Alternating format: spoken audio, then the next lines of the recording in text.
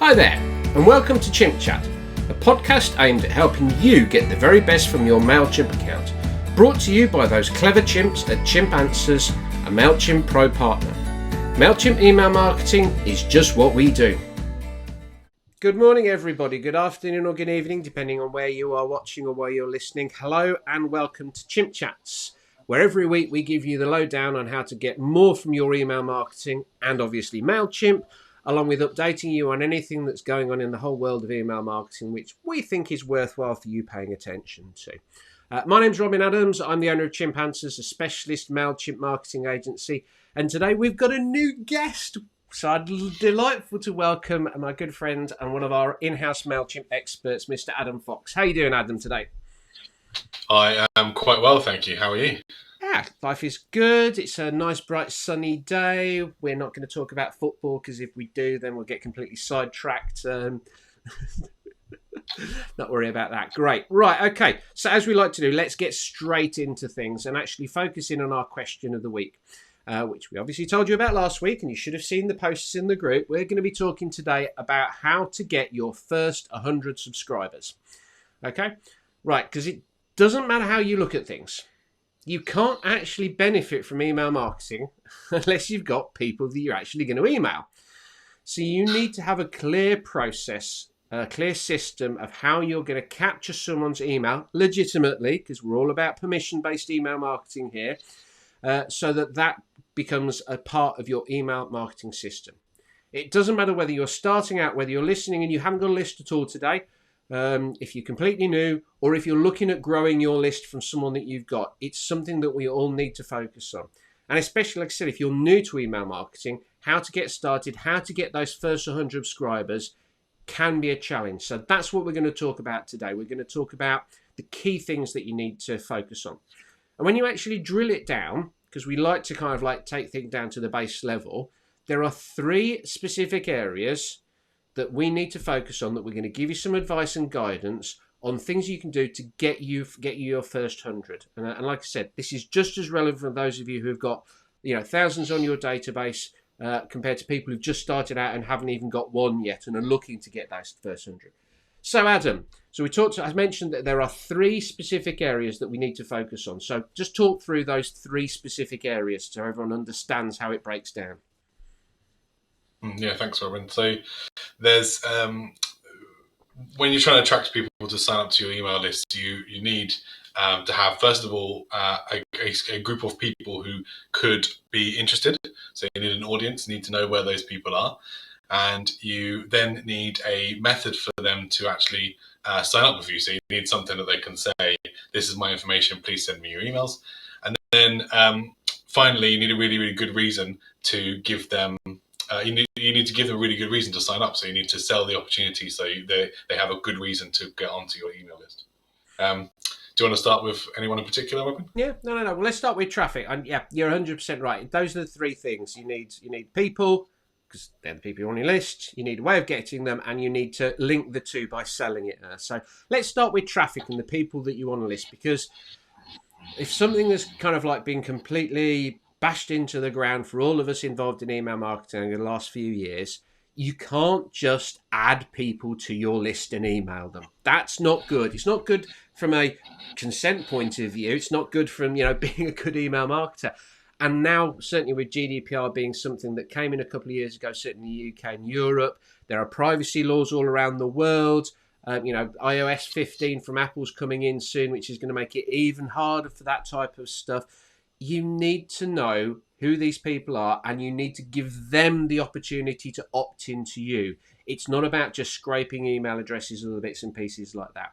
So if I'm looking at if I was starting completely from new and I wanted to get my first 100 subscribers, what I want to do is I'd want to start with a clear understanding of who my audience actually is. Being a marketer first and foremost, and then a MailChimp expert, as it were. I'm always talking to clients about being clear on your target market and who your niche is, who your avatar is for your business, as it were. Too many people, when they go into email marketing, they'll almost accept anybody onto their list. There's kind of like they'll be desperately going, oh, I want one over here and I'm going to grab them. When the people they're getting may never be their customers, may never be relevant. And if that's the case, then A, what's the point of getting them if they're never going to become a customer? And B, if they're all different, how can you be relevant to them in your communication? So you need to be clear on who your target market is, who they are, what lives that they're leading, what do they do on a daily basis, what are the problems and challenges, and how you can help them. And once you've actually identified them, there are usually two ways of actually finding them specifically. Now, the first thing is we already know a load of people. We've all got our contact database. We've all got our address, our little black address book, as it were. The fact of the matter is that if you're in business, the chances are you probably know a lot of those people already. So I just first start off with just go to those people and ask them, saying, I'm starting an email list. Obviously, you've got to sell the benefits, and we'll come to those in a bit, as it were. But just ask them. If they're interested in your target market, ask them if they want to be on your list. Now, that's fine for those people you know. But what about those people that you don't know? Well, you need to find a way of actually capturing them and getting them into kind of like your world, as it were. So think of how flowers attract bees. They put out the scents and the bits and pieces, and the bees get attracted to the flowers. That's what you need to do to attract your target market to your flower, which is where they can actually commit to you. So look at social media. Look at where your target customer hangs out. If you're in a situation where paid advertising is appropriate, do that. Go to networking and meet the people there that are in your target market, because ultimately you want to get those people interested, because those are the people that you want to then drive to a place where they actually drive in and join their list. So kind of like, let's give an example. So if you're an accountancy firm, Adam, and you're starting off and you thought, I've not done any email marketing for, how would you, possibly generate interest for, kind of like people and know where to get those people? Yeah, good question. So I think accountancy people would likely look to,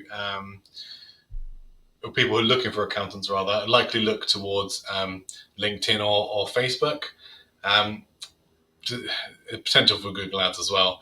But I think you'd think about what the questions are that those people are, people that are looking for accountants would be asking. So they might, for example, they might be wondering which is the best accounting software.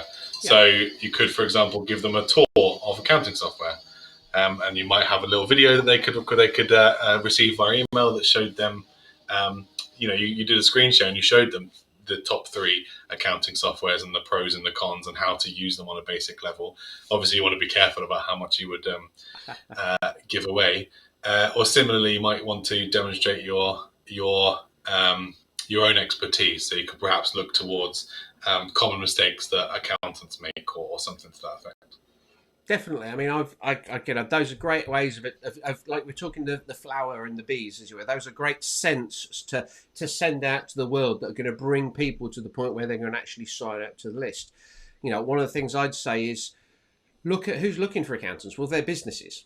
So you're going to be automatically, LinkedIn is a great place to go for those people to start building connections and trying to add people. Don't do what other people, the bad people, do on LinkedIn, which is just sign people up to email lists once they've friended people or linked on LinkedIn.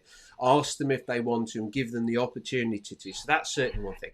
Another area, I think, is building those referral networks. So, for example, I've got a business coach and he knows lots of businesses and he refers lots of accountants to those businesses. So if you're an accountant and you want to speak to your target market and get them aware of who you are and potentially get them on the list, find those other businesses that you can have kind of like a reciprocal arrangement with and tap into them. I think that's kind of like, another great way that a lot of people forget is that, go to the business coach and say, look, I'll do a training course for you on, the right types of accountancy software or whatever.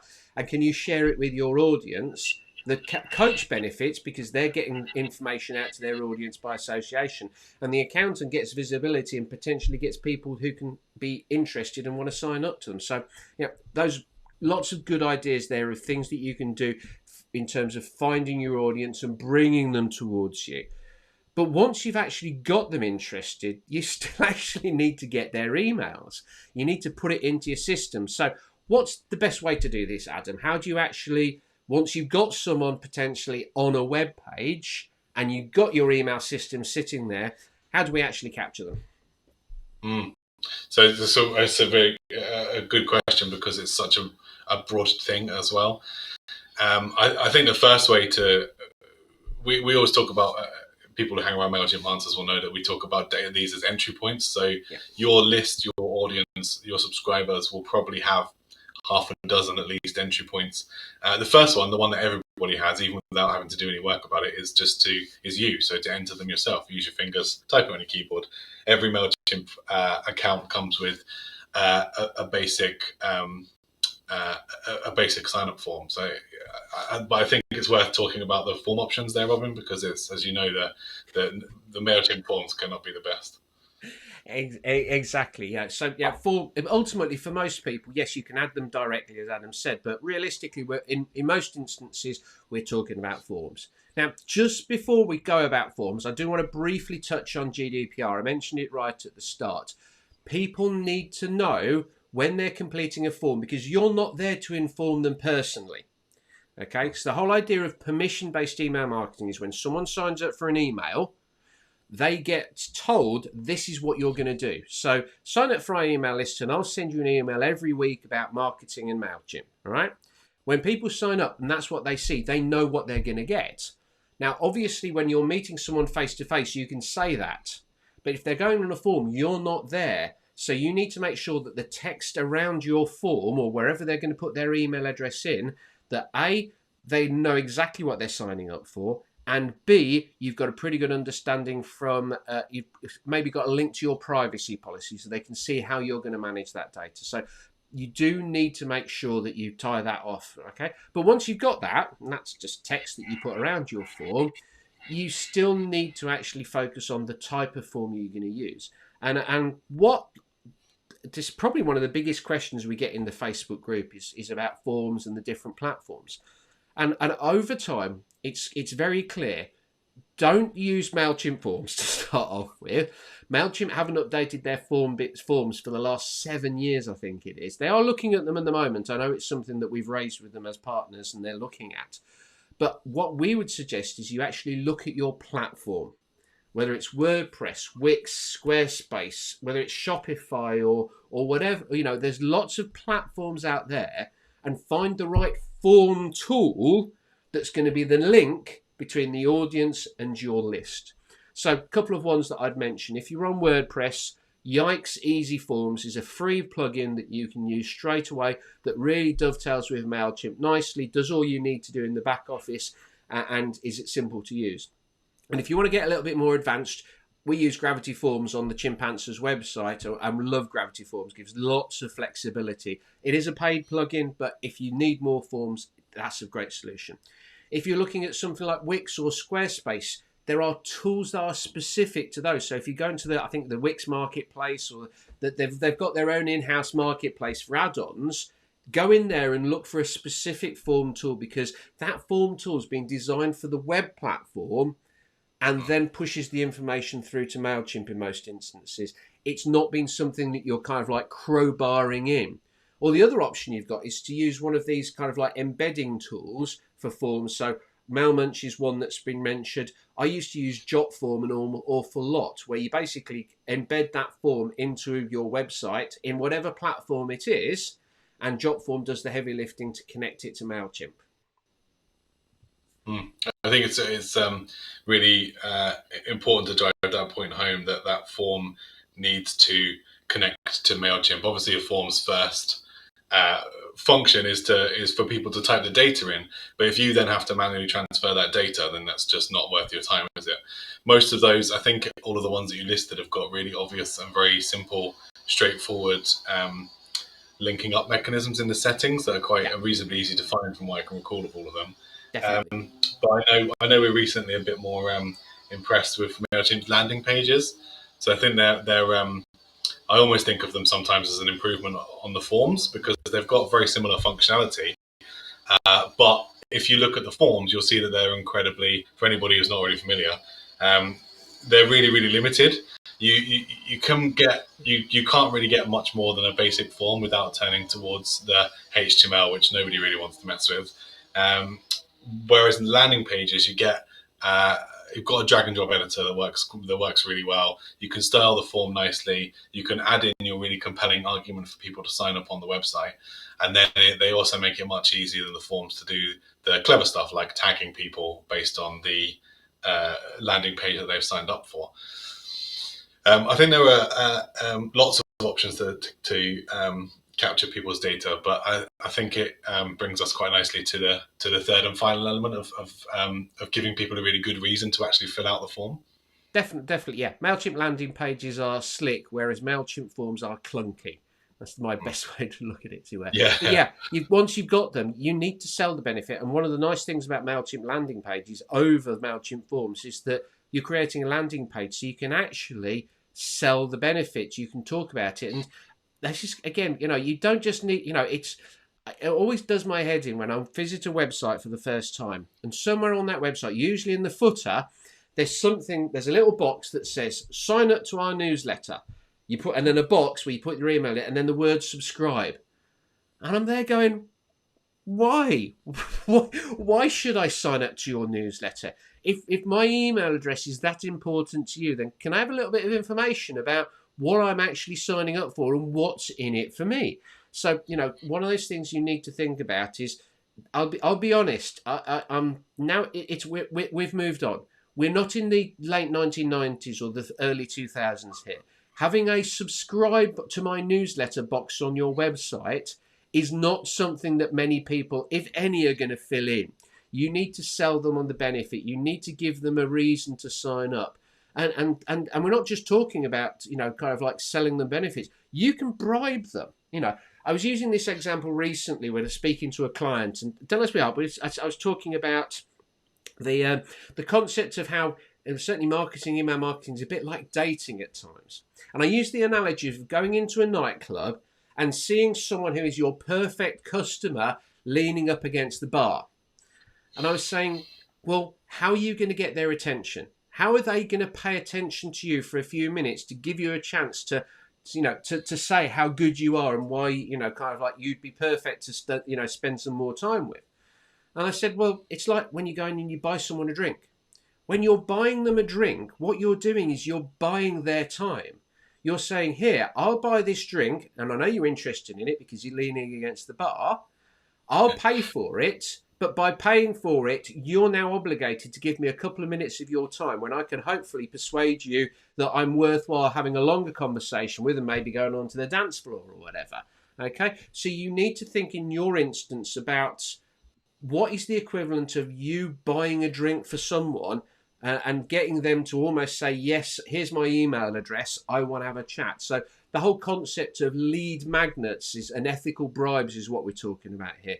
Giving people something like a free guide. So we're talking about accountants earlier.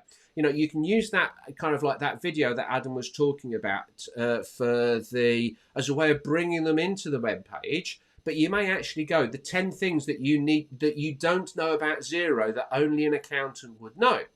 Now, when someone downloads that, they put their email address, the first email comes back with that guide. That's you're buying a drink. You're buying a drink for that person. You're saying to them, hey, kind of like read this. And while I've got your attention, I'll tell you how good an accountant I am and why we should have a longer conversation. That's what this is about. So one of the things you need to do is you need to sell the benefits. And one of the great ways of doing is bundling in something which people are going to want, which therefore they're going to exchange their email address for. But it gives you the ability to continue the conversation, just like if you were buying a drink for someone. So, Adam, apart from buying someone a drink, what other things can you potentially do? Yeah, I think there are two categories, right? You're either going to give someone knowledge, like you were talking about there, so you're going to tell somebody how to get more out of Xero, for example, or even Mailchimp, right? Yeah. And then the second option or the second category, I guess, is to give people a thing or a discount. So you might give them like it's particularly relevant for e-commerce. Yeah. But you would think about giving people a free gift or a discount or special offers or even think about birthdays or Yeah. things like that. People times and reasons where people might be a bit more inclined to purchase from your e-commerce website, and then give them a bit more of a reason to buy on that particular occasion. Now, fantastic. All of these are great ways of kind of like selling the benefits and getting that. Remember, the whole focus of this is getting your first 100 subscribers. And that carrot, it can be information, but it can also be money. Adam was great ideas there of offering, free shipping, 5% off your first order. Things, kind of like buy one and we'll chuck in a bag of Haribo for free or whatever. Little things like that are the things that are going to make the difference. And again, it encourages that you're on that. Literally, your target market is sitting there at the bar. How do you get them to pay attention to you? How can you buy them a drink? How can you make it worthwhile for them to speak to you? Because that's what this is. We're trying to get that first conversation going. Once you've got that first conversation, who knows where it's going to go down the track. But breaking the ice and getting things like, getting that first step, really, really important there. Okay, so we talked there about the 3 key areas that you need to think about when it comes to your first 100 subscribers and how you actually do that. First of all, you need to know who is interested and who you're going to be targeting. And obviously, you need to talk to these people. You need a method of capturing their information. So it could be them going, look, here's my email address, as it were. Or usually there's going to be a form somewhere they filled out. We've talked about the different platforms for forms. And the fact is, yes, you've got the one end, which is the audience, a way of capturing them. Then you need to sell the benefits of them actually engaging with your capture form. So always trying to remember that it's no longer good enough to just put a join my newsletter form on your website. That doesn't cut the mustard anymore. You need to sell the benefits. And that's the best way of if you think of those 3 things, that's how you're going to get your first 100 subscribers. So, Adam, any last thoughts, as it were, on getting the first 100? Yeah, well, yeah. So, as you know, my personal crusade, I guess, if you want to call it that, is about getting the data structure right. Because everything, if you think carefully before you even really touch a lead magnet or a form, or think about even having one subscriber, if you think about what it is you want to know about people and how you want to know it, then the rest of your email marketing will fall into place afterwards. So a good way to illustrate that is the difference between capturing someone's name and capturing their industry. So someone's name or even their email address can be anything. So a free text field is the right thing to give them, because you need them to be able to type whatever they want to type into that box. But if we did the same thing for someone's industry, for example, and we gave them a free text field, then one person will write marketing, and then someone else will write email marketing, and then someone else will write typo, and then all of a sudden, very quickly, you've got a record that you can't really use, or a piece of data, sorry, I should say, that you can't really use. So if instead you use the drop-down option in MailChimp and you create a list, you can get these lists from anywhere from Google, and you get a list of half a dozen or a dozen different industries, and you let people choose when they subscribe, then you've got something that you can segment by, and you can use that in your future email marketing very much more easily than a free text field. Brilliant. Now, that's very valuable advice. Data is only usable if it's structured in a way that can be used. And like you say, if you're capturing text that you want to analyze, but people can write whatever the hell they want, suddenly it becomes very hard to analyze that data. So that's a really, really valuable point that Adam's brought forward there. I think the last thing I would say is understand that, yes, we're focusing on the first 100 subscribers, but just like that person who you buy a drink at the bar and they give you the time, you got to know what you're going to say next. So once you've got their attention, once you've got their signed up, then you want to make sure that you're kind of like closing the deal, as it were, straight up. So we talked about this previously in one of the previous episodes. We talked about welcome emails and the importance of welcome emails. You want to make sure that when you've got this process, that you've got a welcome email or some immediate communication going out to someone as soon as they're basically giving you permission. Because the problem is that you could go to that nightclub, you can meet that person, you could buy them the drink, they'll give you their telephone number. If you don't ring them for 3 weeks, I absolutely guarantee that they'll have forgotten who the hell you are. So when you get someone's email address, make sure that you're responding quickly and immediately, and it's part of your overall marketing and customer journey. Yeah, that's really what it is. So hopefully you found that useful. We didn't go too deep into things. Obviously, each of those areas we could probably devote a whole podcast, a whole discussion on anyway. But we wanted to kind of like give you the starting point and get you in the right frame of mind. So one of the things that we really, want to make sure that we're doing when we do these is it's not just about the detail. It's not that you need context. And what we want to make sure is when you're not just understanding how to do something, but you're understanding why, and you're getting your brain in the right situation. Because as I say to every client I speak to, most people think the problem they have with their email marketing is MailChimp. In most instances, it's got nothing to do with MailChimp. It's all about their strategy, their planning, and their thoughts before they even get into the system. So hopefully you all found that really, really useful.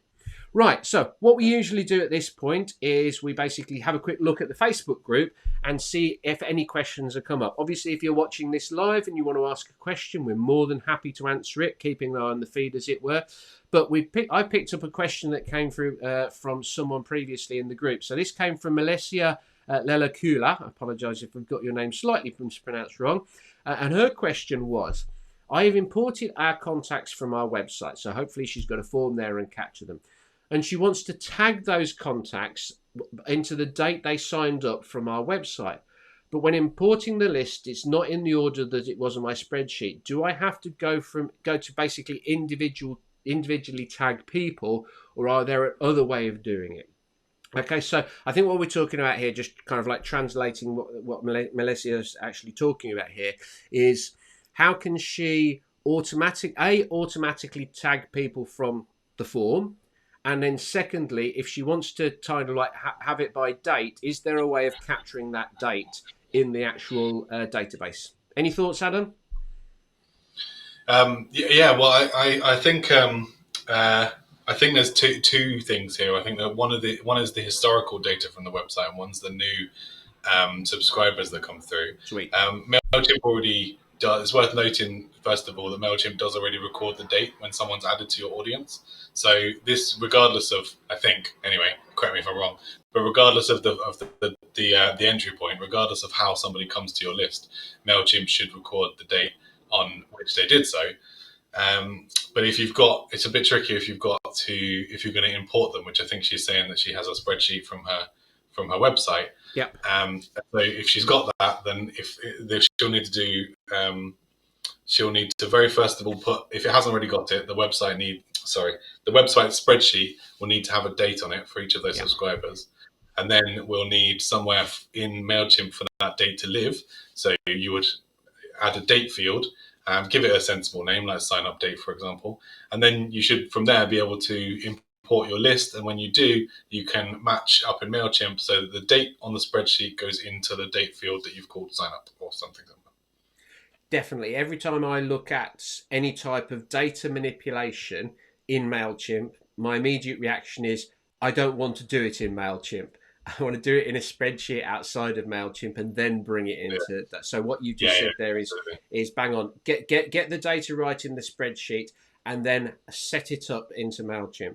And I suppose the other thing is, if you're looking at your form at the moment, the two things you want to be able to do with that form possibly is have a field in the form. It may be a hidden field, which may catch the actual sign-up date on the form itself.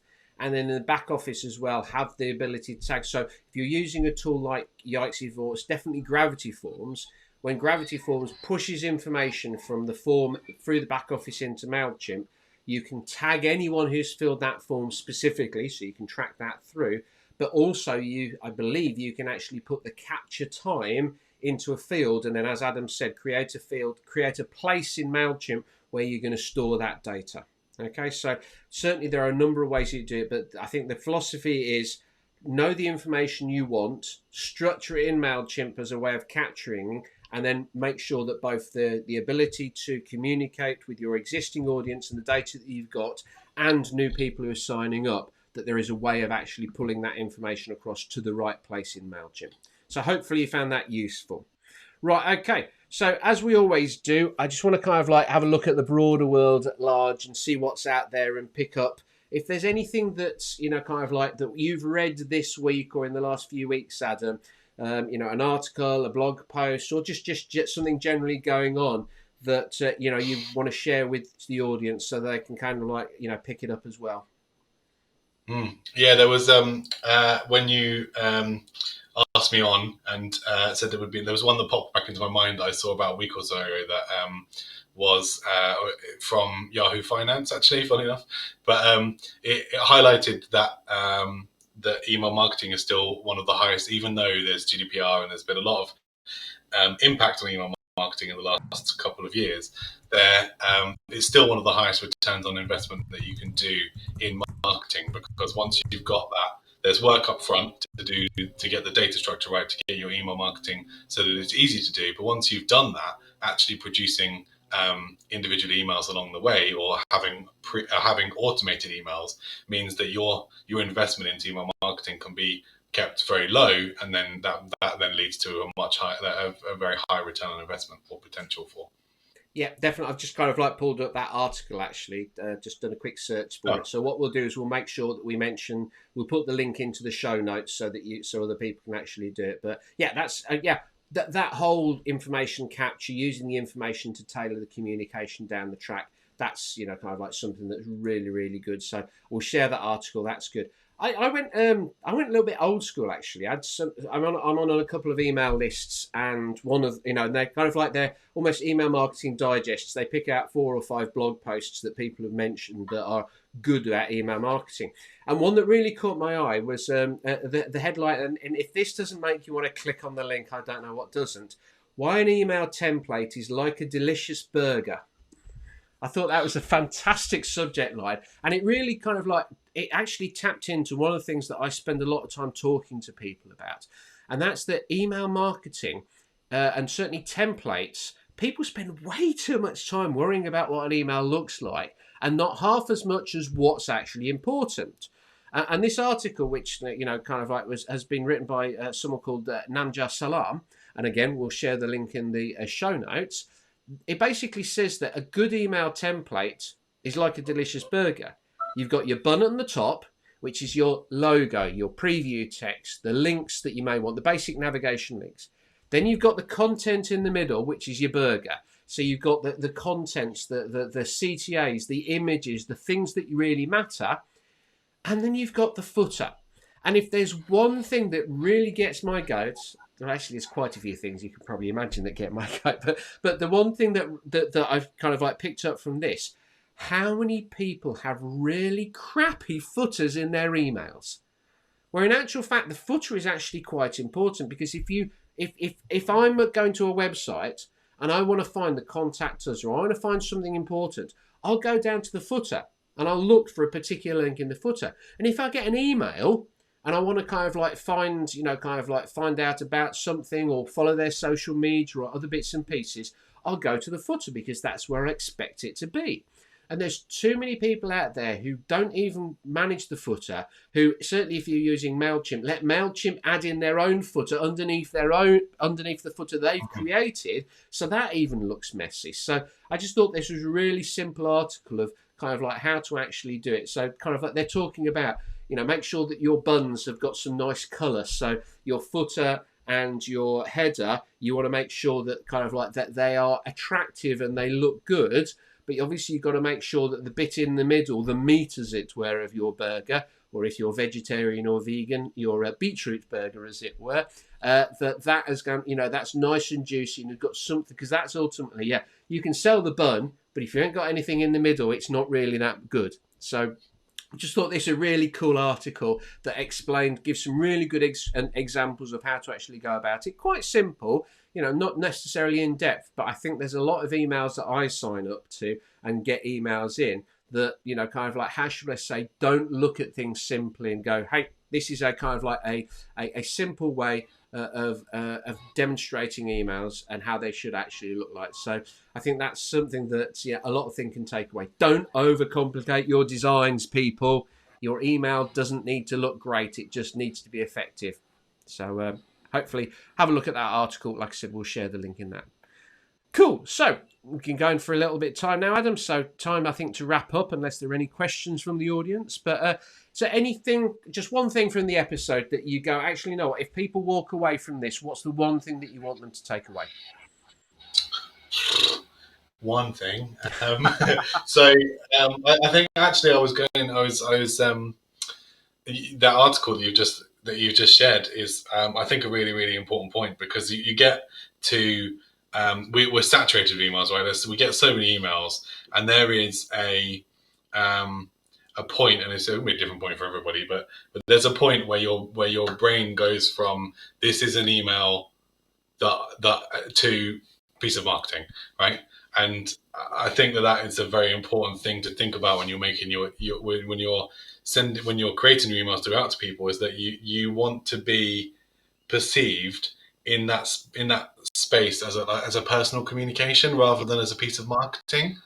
If that makes sense. No, definitely. It's funny. I was actually on a call earlier today, and we were talking about the difference between personal communication and marketing. And we're not going to argue and say that it is marketing. It is a piece of marketing, but you need to make it that need to have that personal communication in there. It is a piece of personal communication, and if you overly design it, then a lot of that personality gets engineered out, and it just becomes a piece of corporate communication. So yeah, that's actually a really really good point there. I'm just trying to think if I can beat. I'm not sure I can beat that as a nice wrapping up point. I suppose the one thing I would always go, and this is fundamental to marketing, in my view on marketing generally, is don't try and communicate to everyone. Just if you're looking at your first 100 subscribers, don't get your mum on your email list. Don't get your dad and your first cousin.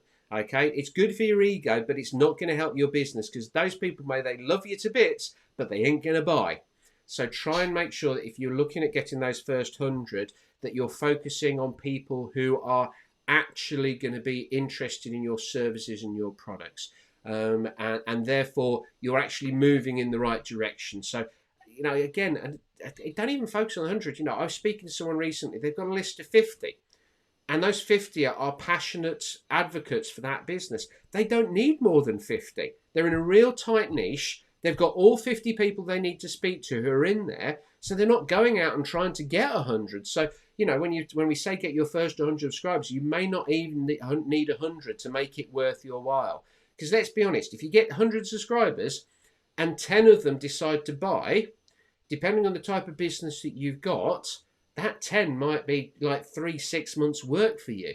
If you're a builder or an architect, if 10 people buy, that's a lot of work. So even though we've said get your first 100 subscribers, for a lot of you may not need those 100. You may even just need those 10. But remember that you're driving, this is part of a business, and it's trying to drive your business forward, and make sure that those people who are coming in are the people that matter. Cool. Brilliant. Right. Thanks. Brilliant. That was really, really good, Adam. I know it's the first time you've been on, so I hope you enjoyed that. And I will endeavour to get you back in the future for future Chimp Chats. I think you've got an awful lot to bring to the table, so we'll definitely bring you back in the future.